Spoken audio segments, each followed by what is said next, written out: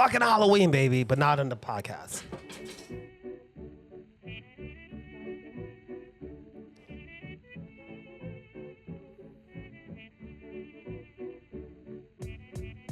Hello, everyone, and welcome to another fantastic episode of Was That in Good Taste presents Behind the Bar. I'm going to be one of your hosts, and my name is going to be Chandler Phillips. And with me, as always, is your bartender, producer, and mixologist extraordinaire.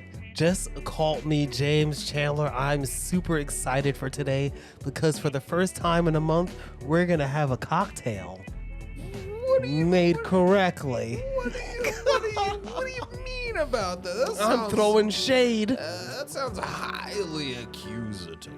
I'm accusing you of getting the wrong juice last week. I'm accusing you of the episode before that I don't really remember the name of right now. You you said you were going to get the spirit. No, that was a different one. That was the mezcal. Yeah. Mm-hmm. Your beef goes way back to like September. My beef goes back forever, and I decided that this week I was gonna make it right. He said, "Let me take matters into my own hands." I got the facts in front of me. Yeah. Barely researched. As is tradition. I have the cocktail made. It's right here. We honestly need to pour it up because it's getting quite diluted. I'm not gonna as we lie. speak. I definitely batch made these, and so thus I'm kind of scared as to the amount. Scoot the glass close. I'm sure it'll be fine. Yeah. I'm sure it'll be fine. Give it a nice little swirl. No, I'm undermining my own point about doing it right. Come on. Look how beautiful that is. There we go. Come on. That is a lovely color. That's so fun. There we go. And so, in honor of doing things the right way, I decided to break out a classic gin cocktail to start this wonderful November, a gin-vember. I guess it'll be where we'll do nothing but talk about and consume gin. And of course, you have to pull out a classic, something beautiful, delicate, with a rich history that I got summarized from Google. Then put through my fingers onto the page. This, ladies and germs, phase, gaze, and days, is the Aviator. What do you know about the Aviator, Chandler? About what's in it? About the ingredients? About its history? Don't look at my notes. They're mine. Well, I know it's a cocktail that's named after the Gerard Butler film, The Aviator. Oh. Which actually probably doesn't star Gerard Butler, but it just feels like one of those films that does. I also know that in homage to The Aviator, Ryan Reynolds did the, minimum passable amount of research into gin and gin culture and then named his gin after aviation. I'm sure there's actually more depth to that too, but I don't know. It just kind of seemed like low-hanging fruit. The Aviator is also the name of... I could believe you right now. I thought I had something. I thought I was look going to at be this able to guy. string it. I do know that it's like one of the more recognizable gin cocktails. However, it usually incorporates a flavor, an ingredient that is so Uncommon? It's not used a lot. And when a thing doesn't use a lot of a certain ingredient, then it's you're not gonna find many cocktails with it. But to be one of those things, chartreuse is one of those things where you're you don't use a lot of chartreuse in a cocktail, and not a lot of cocktails have chartreuse. Chambord as well. Benedictine. Benedictine, yeah. Or just stuff I was looking at some classic cocktails, and that was one of the ingredients I was seeing a lot. You just don't see Benedictine in a lot of things. Chambord is in a few popular cocktails. What I've noticed going back into that one bartender's guide book that I have from I think it was copyright 2002 or something. A lot of the stuff uses creme de menthe creme de cassis, creme de nutmeg, or not nutmeg, creme de hazelnut. That's what it was. And just like all these different like cremes and things that like you kind of think of decupers, the cupers. You know, the ones that are like, it's a short squat bottle with a long skinny top, and it's like, oh, sour apple pucker. Oh yeah, Like, yeah, you know yeah, yeah, yeah, yeah. They used to make so many different liqueurs and stuff, to the point where, like, I remember watching an episode of That 70s Show, and they just had a shot of their liquor cabinet, and everything was a different color. Yeah, yeah, yeah. It was like, there's a green thing, there's a purple thing, there's a red thing, and you're like, what? I mean, the colors were kind of big. This is like a weird tangent, but you have to really think about it.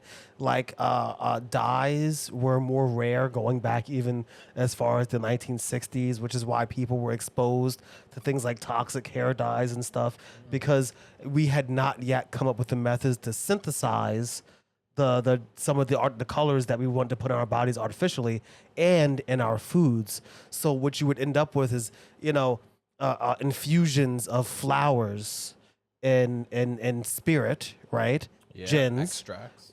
included with maybe some sugars, anything to, depending on what it is. Because also remember, while we take these things and we pour them into cocktails, some of these things were like tonic, right? Tonic was not a beverage; it was a medicine, right? It was medicine. Back when it was medicine, and Back then when we just put amphetamines in our cornflakes because that's how we got through our days on the farm. it just seems interesting. But that's how this cocktail actually came to be. So all jokes aside, like the history is short. What's known about it for real is very limited. There's a book. It's very popular. It's called Imbibe, right? I've heard of Imbibe. I know you've heard of Imbibe before, but I realized we haven't really talked about it. And I wanted to get a copy for a long time, but I never felt like I should, because the information in the book and stuff is like on the internet.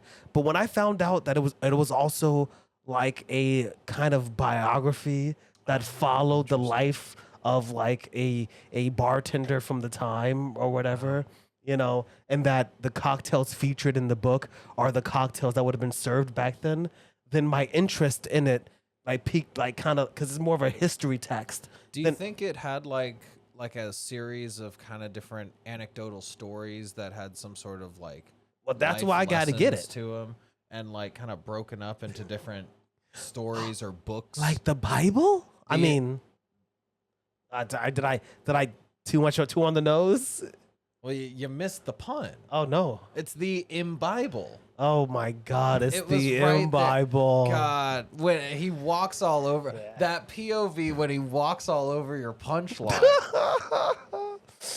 Originally, according to Imbibe, David Wondrick's Imbibe, this cocktail, the Aviator, was first printed in a 1916 book by a Hugo Eslin called Recipes for Mixed Drinks. That sounds super familiar. In that original recipe, creme de violette was part of it. Really? Yes. In the original? In the original. In what year? And again, this is the 1916s. 1960. They had creme de violette in the 1960s? I mean, why not? So what's creme de violette, right? It is sweet floral liqueur. It is literally, I would say, oh, look at that. Huh. Creme de violette. And standby. Gifford Violet 1885. We've featured Giffard Oh, yeah. before. Their Domaine or Banane de Brazil was the banana liqueur that is featured in the Midnight Oil. It was one of my favorites. That's so good. Yeah, it's so good. It's so good. So, this guy, go ahead, keep talking. I'm gonna read a little bit. It's obviously, What goes into it? So originally, what's her story? So I don't know this one story, but I know originally, it just was lavender soaked inside of some spirits. It originated in 19th-ish century France and Austria. This crafted with tradition and quality since 1885. 1885. 1885. for 5 generations, the Giffard family has created passionately about the quality of our offerings. We take care to ensure that our customers are able to enjoy them. Take care. Ensure. This is interesting. Certified colors added. So now here's the thing, and this is something. Okay, obviously we're talking about the real deal, though. we're talking about classic cocktails, right? Is it for real? And I got a little game. I got not really a game, right? But what I proposed to Chandler, right, is I made this cocktail. I think I did a very simple job. 2 ounces of gin, 3/4 ounce maraschino liqueur, which we have hiding over there. Now it's usually about 1/2 ounce of lemon juice. Here's the thing. Yeah. Everything's expensive right now. I went to like 3 supermarkets. They were actually out of lemons. Now there could have been a Frost or something. Or maybe They were out of lemons? Yes, but I also kind of went late, and Which grocery stores you go? the one right here next to my house. That one? That one was out of lemons. Damn. But I'll be honest. What about that one? The one on the corner right around there that's not really a supermarket. I went in there, and I didn't go to the Asian market over there, which was definitely gonna have lemons. But I'll be honest, I wasn't going everywhere. Okay, so could I have gotten lemons? Yes, if I'd taken another 15 minutes. I'd have thought you'd had a lemon guy. Like Okay. you got a guy for lemons. No, I'll be honest. I don't know what happened, but it might have been something as much as like a recall. It could have been maybe just some moldy ones, or maybe it was a busy lemon day. Halloween is tomorrow. Maybe kids are buying lemons to lemon streets. Why are you asking me? Like I I've know been about seeing lemons. that where the kids have been lemoning. That's all they do is lemon. They're out. know? It's like, remember when 6 lemon. I don't know. I'm gonna just try this now. Anyway, so the whole point of doing the classic cocktail, right, is like I think it's really fun to revisit not just classics that we know, but like lost classics. One of the problems is that these things are not made the same way. Okay, because the problem is that you as a consumer, generally you, not me, you go to the store, you get the creme de la violet, and you want it to be this color. Guess what? They have a higher quality creme de violet from a different company. I'm not saying Gifford is not good, because frankly, we had a small sip of this, delicious, mild, very floral, kind of sweet. But what I saw wasn't this color. It was barely colored because it was literally just the violets soaked inside of some spirit and then sweet. You know what I mean? Yeah. Like it was like a liqueur. Like, it's hard, I think, to find, like, how much was this? I don't know, like $30. I think, unfortunately, sometimes for things like these, unless you're spending upward closer to $60 sometimes, and getting something imported. I'll drink the paint. I don't think I mind it. I'll drink the paint. What do you think about the Aviator? So, hot take. Oh no, I'm scared. I forgot that the maraschino cherries aren't maraschino. Oh yeah, so yes, and that kind of just took me for a ride. They are not maraschino. They are moonshine soaked ones, because these are the only ones. These are the only ones that we had.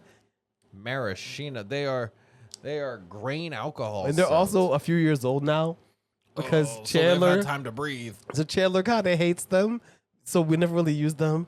We literally have used multiple of the bourbon soaked cherries from the little jar. Oh, I love those. And the other one, the rum soaked cherries. Oh my god, the bada bings. Yeah. Oh. Literally, we've used multiple of these. Oh, remember the Woodford ones? Yeah, and these are still here. But I think fine. I think they're fine. It's obviously too punchy for what is a floral, ginny, citrus, mildly sweet cocktail that's light and punchy. Here's my take. Okay. Remember the Pink Lady? Yes. Or it's kind of served up in like a coupe glass. And that one was like gin, lemon juice, grenadine, and like triple sec or something. Yeah, it's a classic. This just kind of feels like a slight pivot from that, but is going to be like $5 more. I mean, that's the thing though, is it's the reason why it's not, and this is important. One, these aren't coupes because we don't have coupes, but it would be in probably a 6-ounce coupe, like a slightly larger. It'd be all pretty and stuff, kind of deep. Yeah. All that stuff. Grenadine, another popular liqueur of the time. One that's so popular that I have a list of some classic cocktails. Right. I even have. Is it a liqueur or a syrup in there? It's a liqueur. Oh. It's a liqueur, and I have some cocktail on this list. I think that has grenadine, and it has the date of the cocktails, or maybe I got rid of it, but I could have sworn one of them had grenadine.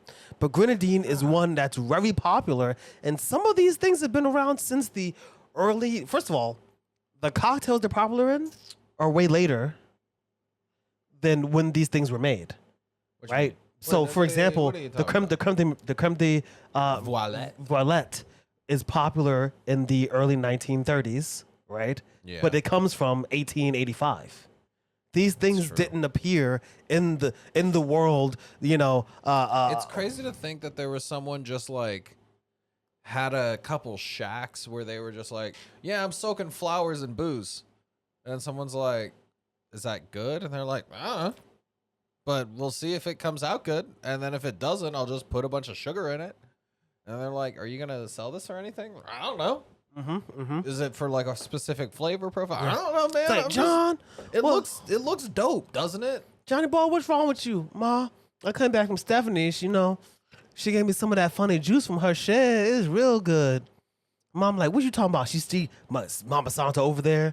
Let me taste that. Her eyes light up. Next thing you know, they got it in jars at the market. Like that's really how those things happen. It doesn't seems like a joke, but like things start in somebody's kitchen. It gets really popular, and then it explodes and becomes something that has cultural history. What do you think about the Aviator? The Aviator? I hardly knew it. Oh my God. I think it's nice. I think it's very delicate. I kind of was expecting it to be a little bit more tart and punchy. But the mellowness of the creme de violet was kind of unexpected. We tried it earlier on its own, and I had kind of jokingly said like, "Oh, is it going to be creamy?" It is actually kind of creamy. There's a certain viscosity to it that like it's not even too syrupy like a blackberry brandy. I think kind of comes off a bit cough syrupy. This has like a texture that doesn't just like coat with a tartness, but just kind of, it feels very velvety, I'd say. And so with the velvety elements of it really dull the sharpness of the lime in there, and the maraschino blends well with that to give it just a slight kind of illusion of fruit, while even the maraschino alone doesn't really have a big bold cherry flavor. It's just like they kind of all smooth out each other's edges in a way that still lets the fruitiness ring through. The gin, however, just kind of seems like a vehicle for him. And I know we use like Seagrams, and so it's like, it's not going to be like, oh, we're looking for the most pronounced gin. If you wanted to enhance the floral, we could have gone with, I think, the Hendrix Orbium. I still saw that on the shelf over there. If we wanted to go something a little punchier and a little drier. You still got some of the Hendrix Orbium over there? No, I saw it over there. If you want something punchier, you can probably go with like a Blue Coat, some sort of American or London Dry gin at a slightly higher proof to give it a little booziness. A Dorothy Parker, give it like a nice citrusy pithiness. Yeah, a little Drochambeau, Give it a little pepper. Yeah, get a little pepper. But I think this is good. I think that... Here's my thing. Okay. Do it change color? Color change. Okay. Well, I mean, like, compared to Empress. Where, like, the color changes. No, but I'll tell you something. This is effectively the color that Empress gets, and you can make it darker or lighter by increasing the amount of the creme de violette, right? And thus, every single thing that you make with it's amazing automatically. take a step behind the bar. I'm a bar owner. I own my bar. We try to do seasonal cocktails. Obviously, you don't want things to be too expensive, right? I know times are hard. I frankly, I want craft cocktails to be around $13 to $18. Depends on how many ingredients it is. I think this one could be slightly cheaper because literally the gin can not even that expensive. The maraschino liqueur is also, I mean, this one, I mean, the thing, this one is like $27, right? $27, right? The lime juice. And then really what people want is the color. They want that slight violet taste. They want it to be a little sweet, and they want it to be violet. And so how could you not bring this cocktail back from the dead? Call me call me Dr. Frankenstein and this cocktail my monster because I will bring it back. Yes, man. Yeah. What do you think? No, I think it's fine. I'm with you. You're bringing it back? I don't know, man. I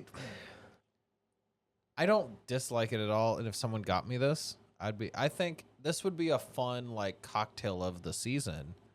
But can I be totally for real with you? Be bold. Be brave. I feel like I don't know if I'm still a gin girl at heart.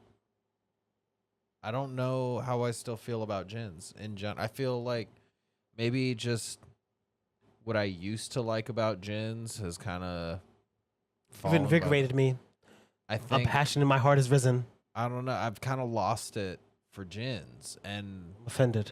I know I kind of pushed for having gin in November, but I think I kind of lost my gin spirit. Chandler, before December rolls in, Yeah. I'm gonna make you, James. I'm gonna make you a believer. I really want to. You know why? I put my foot off the gas. I took my foot off the gas. I took my foot off the gas. This is what I thought. I thought we like gin. But did you pump the brakes? Oh God, no! I don't give a shit about my transmission. Okay. So you just took the foot off the gas, but we're not pumping the brakes. No, yeah. All right. Here's the thing, right? I put my foot down, right? That's the reality. I didn't because I thought to myself, we like gin. I thought to myself, here we go. You know, this is something that we both like. It'll be easy. But now I feel challenged because the truth is that I believe that gin and creme de violette will make the cocktail of the winter. And so I say now, Chandler, the gauntlet is on. Has it been thrown down? Lock in. I'm going to take you on a journey of gin. First, I'm going to craft what I consider to be the optimal gin cocktail. 2, I will then beg everyone I know. I will raise every cent I can to get the gin that I think deserves to be featured. That gin? And in the end of the month, Chandler, because I already know what's going to happen. Next week, you're going to be like, oh, it's good. The week after, you're going to be like, oh, you tried. No, pat on the back. And then I'm going to drop my thing on the table. It's over, Chandler. I will make you love gin again. I hope. My heart's broken. Everything's out the window. This all hinged on him liking it because it's an easy cocktail to like. I like the cocktail. No, That's he's the a thing. liar. I like the cocktail. What kind of boy are you now? No, tell the truth. Are you a rum boy? I'm unimpressed. I think. Why not the Amas then? Do you not think that the umami, the slight spice would go good with the Valette? Are you afraid to be bold? I feel like whenever gin really gets a chance to talk, everyone just talks over gin. like this cocktail. It was the gin was good, but it just like when you get real fancy with gin, it kind of is like, all right, here's where I'm at. This gin could have been vodka and it wouldn't have made none the difference. Okay. Okay. And in that way, it's made me real disappointed in gin. And I feel like the past couple gin cocktails we've had, I've been like, I mean, it's good. Chandler? It's good and it's drinkable and like, it's fun. Take a deep breath. Next week, it's on. The cocktail off. I'm going to make 3 cocktails. Simple. 3? 3 cocktails. It'll be 6. 3 gin, 3 vodka. Are you ready? Guess I'll have to get ready. I will make this cocktail again with gin and vodka. I'll split it in half so that we'll each have some. I will do 2 other gin cocktails with vodka and gin. You're going to eat your words. And then the following week, we're going to take, I don't know what's going to happen, but we're going to have a conversation. We're gonna talk. And then the last week, it's on. You're going to walk away saying that you love gin, or I am going to do what the CIA wants me to do. One of those? Oh. Do you accept my challenge? Next week, you're going to drink. I don't really know what the challenge part is. That I'm right. That gin is more of better. like- You said that vodka is better than gin. You're right. That's exactly what I said, and I need you to prove it otherwise. For the sake of my humanity. Your manhood. My ginhood. Be emasculated. Well, that I'm kinda making- that just seems like you're bullying. I'm kind of making myself the villain. Yeah, you're kinda... Wait. Who's the villain? Should I be the villain? No, existential dread is the villain. No. Somebody has to be the villain. The slow, arduous passage of time is the villain. Okay. Quick. The ever encroaching terminal velocity that is our galaxy spinning into itself, and the realization that even if you have everything you want, eventually it'll turn to dust in your mouth and ash in your stomach. I have an opinion. Yeah? We're gonna do it. We're gonna do this quick fire because I have to ask you this because I put it there. But 2, Yeah. I think this is just worse. You think this is worse? Taste it. I think that the Seagram's gin is worse than it used to be. Hold on, I had a little piece of dust that fell in here. The people aren't entertained. I'm sorry. I was fishing dust out of my glass. Do you want me to eat dust? Yes. Do you want me to eat dust, James? Yes. God. All right. Well, okay. I didn't know that's what we're doing. Okay. Take a small sip of that and tell me that it's not quite right.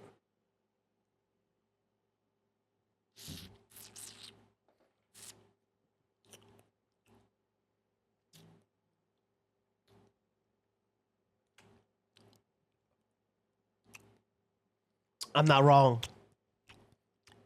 I know I'm not wrong. Seagram's, one of its main characteristic is that it's kind of sweet. I'm not bugging, right? That tastes vodka-y. It does, and it kind of tastes like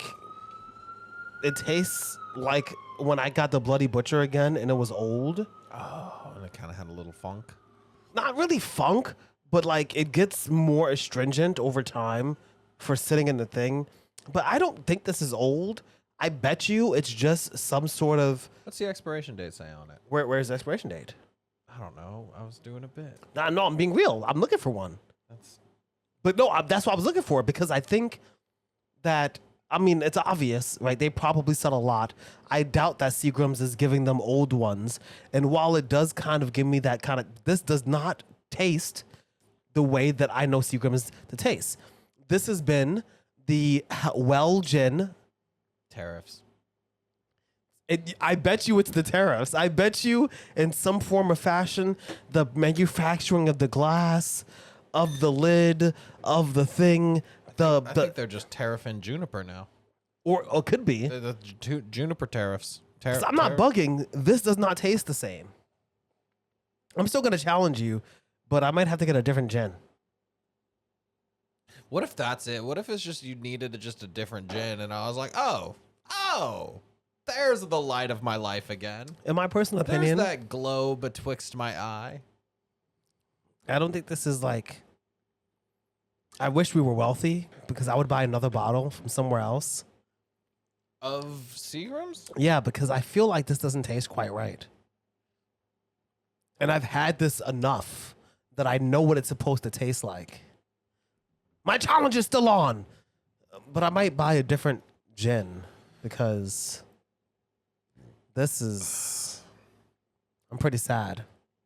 I think Blue Coat comes in Magnums. I don't think so. I haven't seen it. Well, okay. Well, you know what? Hey. Can I tell you something? There's no winning. Last time he fucked up, and somehow me buying this, and this is this is definitely a new bottle.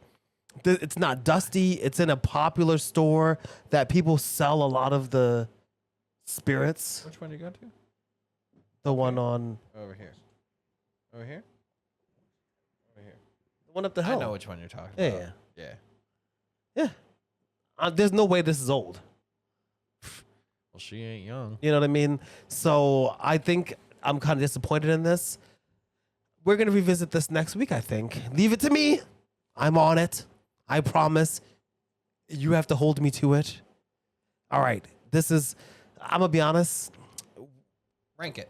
Rank it. Rank it? Rank it. I'm going to rank. I think this gin is rank. The gin's been ranked. I'd say it's a good 6.5 out of 10. As a cocktail, as something that like I still like the cocktail though. I'd put it on a. It would be on a rotating seasonal special. It would not be on my like starting 6. Let me hit you with some cocktails real quick. Let me hit you with some knowledge. And I want you to tell me. Yeah. One, some of these we've done before and we might revisit. I'll do them again. But do you think they should come back? I want to know if you think they should be in the bar. Classic one. We did this not that long ago. The Sazerac. 1850s New Orleans. If Sazerac isn't like just readily available in your bar, don't talk to me. Yeah, like they don't have cognac. They don't have absinthe. If you can't do a Sazerac for me at your bar, we got nothing to talk about. If you can't do an Aviator at your bar, I get it. And I don't blame you. I think that's like, all right, that's okay. It's honestly kind of just if it's there. I wish liquor was something you could return easily. Yeah, you kind of have to puke it back up in order to get a refund on it. It's like crazy because, you know, if this was like a bottle of soda and I got and it was like really funky, I could go to the store and the person would be like annoyed with me, but I could get them to give me another bottle.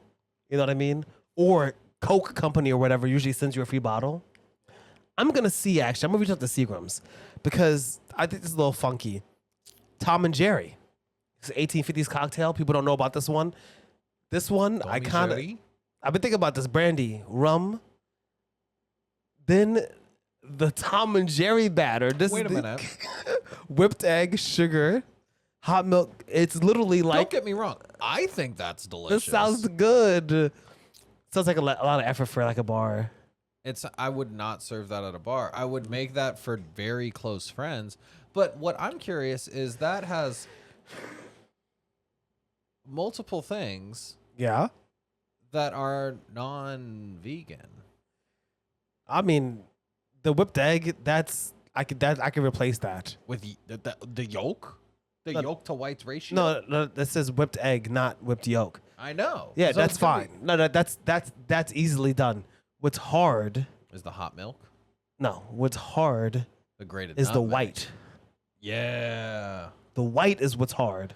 So are you gonna get like an egg beater's vegan? Yeah, that's easy. Yeah, you can get a whipped egg so easy. Okay, and it 100% works. I've used it before. You can use it in cakes. You can use it to whip up things. And Is that the one that smells like feet? no, it 'Cause does that not one- smell like feet. That one smells so rank. It does not smell like feet And I have to have anymore. it raw in a Not in a anymore. fucking drink. Okay, no, but it's cooked already. Okay, It's you're not gonna whipped. like a Tom and Jerry. The I know, Clover I'll Club. love a Tom and Jerry. I don't know how I'll feel about a vegan Tom and Jerry. That's You know I'm what? What if getting. maybe I'll drop that on your face one day. The Clover Club, That another. one doesn't even have gin in it. You're just No, these are just cocktails that are throwbacks. Oh. Okay, I want to bring them back or not. Oh, okay. Okay, word. don't hit me. Okay, I thought you were like not coming- just gin. Be ready for our A team. No. of I am gin going. cocktail. No. Okay, Next yeah, week yeah. I'm gonna come with These are a just- cocktail, and it's gonna be. Is it gonna be 2 or 3, depending on if I have to get another gin? These right? are just classic cocktails that you want to reintroduce to Yes. the zeitgeist. Yes. Okay, Next word. week, Okay, I'm yeah, gonna yeah. come with multiple cocktails that are made with gin and with vodka, and then you're gonna tell me if it's better than the other. Okay. In this instance, I have here a list of classic cocktails, and of which I would like to know if you'd like to bring them back. Obviously, the Tom and Jerry. Here's the thing: Bring is it back. that That sounds like a custard. Any with of the rum. any of the I'm things that so you down think with that. that would not be good vegan is because you're not recognizing that this is a specialized thing. There is something that's there for it. You know, it's just probably not in a supermarket. Clover Club, pre-prohibition, just like the Aviator, which is a pre-prohibition gin. I mean, cocktail, right? It is gin, lemon juice, raspberry syrup. Now, the egg white, that's the shaking, right? That's the foam. Right. So it's That's what this needed. It needed a frothy top. Yeah, It but the needed- it top was needed not some of gonna- the- but it's not but it doesn't have egg in it, even in the base cocktail. I think it needs the foam, fee foam. But I don't think that would do anything for the flavor. No, but it needed texture. Are you gonna bring back the Clover Club? Are you gonna Yeah. bring back gin, I don't lemon think juice? the Clover Club ever left. The What Clover is it Club- called now? No, you're right. You're right. That's just like a gin sour with grenadine. 9, the blood is number 9. I had 30 of them originally, so I forgot to get rid of the 9. Leave me alone. The blood and sand. This is a 1930s era cocktail. Scotch, sweet vermouth, specifically Sold. herring, cherry liqueur, Sold. which is very cherry-like and orange juice. I'm so in. It's so good. You said scotch and cherry herring. I'm fucking sold. I had this before That at a sounds bar bomb. in the Upper West Side. I had that cocktail, a blood in the sand. And you didn't bring some back for me? This was years ago. It was so good. And you didn't Okay, even how do you pronounce consider- this? The Vocari? Yeah. The it's- Vucare. I think so. 1930s. Nolans. Rye whiskey, cognac, Mm-hmm. vermouth, Sweet. Benedictine. Hitting the classics. One of these days, we're going to talk about that in depth. You know, my mom went on a thing around Europe and got a thing of Dom Benedictine, but it's just been chilling in California. And she's like, I've been meaning to send it to you. And I'm like, you can send that to me. If He's you like, well, when you come back, you never check a bag. And I'm like, but I can just like send. Oh my God. Lucky sent like clothes back last time, like via and you didn't get the mail, and Benedictine, I didn't put. God, I'm such a.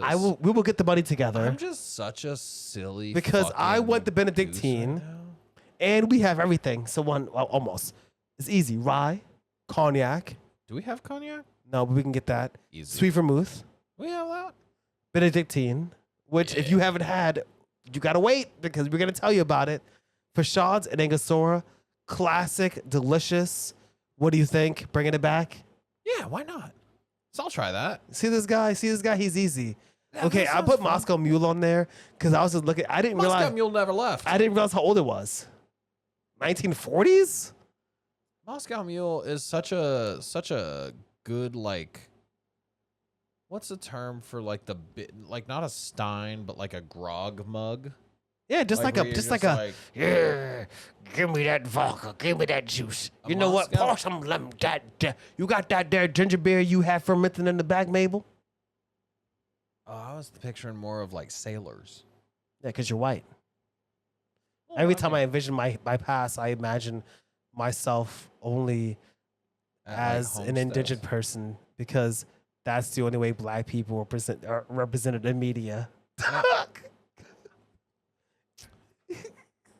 Now, Oh God, here he goes. Sinners, during the golden age of piracy, it was Jewish Pirates of the Caribbean. Is it up there? Yeah, it's there somewhere. Your heart.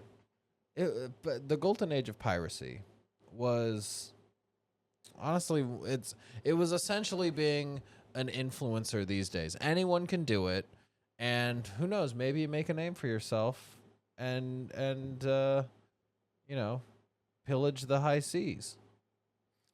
You're gonna tell me I don't pillage anything, you fucking narc. Okay. I don't pillage anything. But if I were to pillage something, It'd be I'd culture. probably have a Moscow Mule with me. Exactly. Okay. It's also a great cocktail to have at like if you're like 23, 24 and you got like your first like alone apartment and you're having like a bunch of people over for like a housewarming thing. A Moscow Mule for a house party for like people who don't necessarily know what they like to drink, but they know they want to have a fun time. And they've done like college and stuff, but they're not like trying to rip shots and like do all They that. don't know yet. They just don't know. And they want something that's like refreshing, but kind of safe. You're 26. You go to the bar. You've only ever like you didn't even go to the bar that much, but like the 5 times you did were kind of horrendous because you didn't know what to order and you're standing there. You're like, Jack and Coke. Because you always ordered what your friends told you, a Long Island or something. Mm-hmm. But now Oh, you want something God. more. And you want to be able to like, I want a cocktail name. You gotta order a Moscow Mule. Okay, this one, 1950s, Grasshopper, Creme de Menthe. You mentioned that earlier. I did. Classic, White creme de cacao. which is Whoa. that exists. Did you ever hear the joke about this? No. The guy comes up to a bar, sits down, waves at the bartender. His bartender comes over. He's like, "Hey, what can I get for you?" He's like, "I have a scotch on the rocks." Bartender goes and grabs it. The guy sitting at the bar looks over. He sees a grasshopper on the bar next to him. The grasshopper's nursing like an IPA or something, but like it has like a foamy top, but not like a pills or like a stout or nothing, but just kind of like. The bartender comes back over and drops off the scotch. And the guy leans over to the grasshopper and he goes, "Huh? You know, they got a drink here named after you." And the grasshopper goes, "They got a drink named Barry?" I did know that joke. The minute you said, yeah. You know what? I'll be honest. I just had to eat time with that. That was that's my Norm Macdonald impression. It's pretty good though. That's, It's pretty good. Next one, quickly, Harvey Wallbanger, which we done, and I kind of want to do again. a what? A Harvey Wallbanger. I hardly knew her. Right, we're gonna put you in the corner and put the camera on you and get a slow motion video of you pouring the Galliano into like the The high yeah. pour. Yeah, we're gonna the Harvey Wallbanger. Come on, that's already coming back. Nobody knows that. The Brandy Alexander. I never heard of this one before. You never heard of a Brandy Alexander? No, 1920s. This was in my bartender's guidebook. Really? I don't remember. 1.5 ounce brandy, dark creme de cacao, which I've seen, cream, grated nutmeg. Okay. That's coming back. I'll. That seems like doing so much. Can I pitch you Pitch me. what I really want to do? Thought in my face. So I found a couple. No, we have to wrap it up. I'm kidding. And I want to do a last word because I feel like that's. Okay, Bill Maher. And then there's one that I found that's like kind of a variation of a French 75, but you know I love a variation of a French 75 called a French Blonde. Mm. And it's like gin and elderflower liqueur and grapefruit juice and bitters. That sounds really good, actually. You don't Yeah. like grapefruit juice. But I tell you what, I'd love her. I saw a variation of an old cocktail we did from early. What's that one? A white lady. Yeah, I saw it for real. I'm not trying to be. I saw it's a variation of a pink lady, and it's a pretty old one too. So what is the? I don't remember. Damn. Guess Well, what? If you want to know, You're get just- that later. You're just gonna have to tune in. Be here or be near. I'm disappointed in the Seagrams. I always go for the Seagrams because it's important. I loved it. I think for a long time it was good. And now I'm worried that with all the things that are happening in the world that it's not going to be as good. Which is why if you are interested in perhaps maybe finding out about how to legally brew your own spirits where it's allowed and the proportions allowed, you should lock in because I have an inkling that coming up soon, we're going to have something special for you. Chandler, Huh? it's time for us to wrap up. Wrap up or snap up? It's crazy. Yeah. You got the messed up juice. I got the messed up gin. There's no winning. We're spiraling downhill. My life is spiraling downwards. It's only up from here. Hey, it's all uphill from here. This has been such a fun. I'm Was mad That at a this Good- gin. Was That in Good Taste presents Behind the Bar. Here we were tasting the Aviator cocktail with gin and creme de violet and maraschino liqueur and some lime juice, even though It insulted the creme de violet. sometimes the rules call for lemon, but that's why we have a little I fun didn't and we even take mention some it. chances. I've been one of your hosts, and my name has been Chandler Phillips. Just call me James. And thank you so much. Chandler, I'm actually supremely mad that I planned this to be good. I thought it'd be good with this exact gin, It was good. but instead, no. It was good. Instead, we got It was fucked. okay. Well, anyway, I love you and good night. Too Remember, bad you're muted. Haha. remember, drinking is not recorded, but it is. I'm really mad at this gin.